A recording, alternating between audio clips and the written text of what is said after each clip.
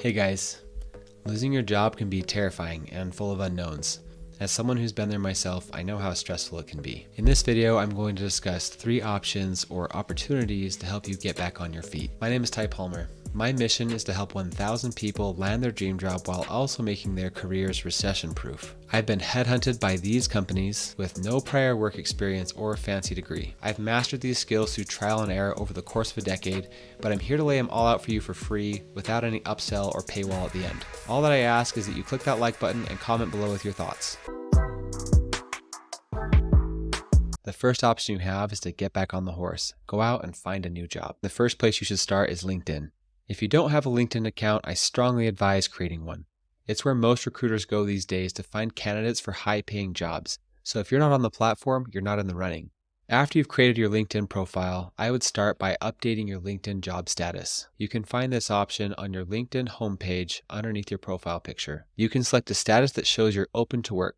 This enables recruiters to find you, and optionally you can notify your network that you're looking for opportunities. You have the ability to input which types of jobs you're looking for, which locations you're willing to work in, whether it's a certain state or a country, or even remote, and you can put how quickly you're looking to find a job. You can show that you're actively looking for a job, which will be visible to recruiters when they're searching for candidates. The next thing to do is to make sure your LinkedIn profile has an updated and professional profile picture. Too many people these days have cropped photos from their wedding or family photo shoot and repurposed them on LinkedIn. Recruiters see hundreds and thousands of profiles every day. If your profile doesn't stand out with a professional picture, you're already at a disadvantage on LinkedIn. Thankfully, AI has made professional photos easier to obtain. I did some research online to find the best bang for your buck, and I came across Photo AI. For just under $8 a month, you can get a plethora of professional photos with different backgrounds and layouts, and you can cancel at any time. The photos come in 4K quality, and they can be downloaded and saved to your computer, so you'll always have them. This is way more affordable than a photo shoot that normally costs $50 to $200 just for a basic headshot. If you're interested in trying them out, please use the affiliate link in the description below. It gives me a small commission on any sale and helps support me doing this for free. The next thing you have to do is update your profile, but think like a machine while you do it. LinkedIn relies on keywords to pull best candidates up for recruiters who are searching for particular roles. You have to think of LinkedIn as your real estate. Some real estate costs more than others. You need to make sure that your LinkedIn profile is fully complete. That means your educational history, your job history, your preferences, certifications, everything needs to be on there. Not only does it give you more of a chance to stand out, but it's more information for LinkedIn to index when recruiters are searching for relevant candidates. I would take some time and do some research on LinkedIn to find who's working at a company that you'd like to work for, or who has a job that you'd like to have as well. Once you find a job that you're excited about, I would highly recommend finding someone at that company who would refer you to that job internally. This simple step helps your name stand out from the crowd when recruiters have hundreds of applicants to sort through. Many companies also have employee referral programs that give the employee a bonus if you're hired. That's why I wouldn't hesitate contacting strangers that you don't know and asking them if they'd be willing to refer you. It might be a bit awkward to ask them to refer someone that they've never met, but you can always invite them out to lunch or even have a 30-minute call just to get to know them a little bit better and ask some questions about the company. You could craft a message with something like this if you're reaching out to a stranger. Hey, so-and-so, sorry to email you out of the blue. I'm interested in applying for a job at your company. I saw that X company has an employee referral program which will pay you X amount of dollars if I get the job. I'm wondering if you'd be willing to refer me to this job internally. If you'd like to get to know me a little bit more, I'd love to take you to lunch, or if that's not an option, do a 30-minute phone call where I can ask some questions about the company culture and anything you know about this particular job. Thank you for your consideration either way. Hope to talk to you soon. Signed, your name. You're not going to hear back from everyone, so cast a wide net. Reach out to multiple people at the company if there's a job you're really excited for. You might have to go beyond your typical introverted comfort zone to do this, but I promise it'll be worth it. It will set you apart from other applicants, and it can give you a friend at the company. So if you're hired, you have a friend from day one, and if you're not, they might be willing to keep you in mind for other opportunities that they hear about. The last thing I will say on the employment option is don't take a job you don't feel good about. After you've lost your job, it's easy to feel defeated and anxious to take any job offer you can. You'll hear stories about how bad the economy is and how hard jobs are to get. While there are some truths to that statement, taking a job that you don't feel good about can be a bad long-term consequence. It's much harder to leave a job that you hate than it is just to wait a little longer and find one that you love. My experience has taught me if there's a red flag that sets off in an interview, you should pay attention to that. It's more likely to get worse as people put on their best face for the interviews. The next option you can consider is self-employment. Do you have a business that you've always wanted to start or a hobby that you love and you wish could be your full-time job?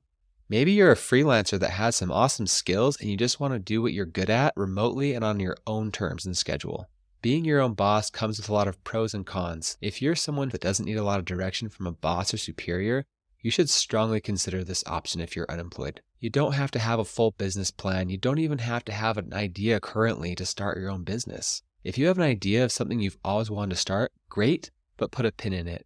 If you have no ideas, even better. Successful entrepreneurs, and I'll add product managers, are all about solving customer needs. They start by finding the customer problem and the pain points, and they dig deep into what the customer experiences. It involves a lot of design thinking principles and focusing on the problem, not your solution to the problem. I would suggest starting with an audience that you already know very well. Personally, I'm a 4-time serial entrepreneur in different industries. Every business that I've started with a customer problem. I didn't invest a lot of time and money until I was sure what I was offering would solve that problem. I did this by interviewing customers, maybe sending out a survey, or doing other forms of market research to understand the problem before I came up with my own solution. You can also gauge customer interest by creating a landing page for a hypothetical product that you haven't created yet to see who clicks on your link and especially who clicks the buy now button. You're obviously not going to collect payment at this point. There's nothing shady about it. You just have a message that says coming soon or subscribe here for more information. It's just a way for you to gauge if people have the same pain points you do and are excited about the solution that you've come up with.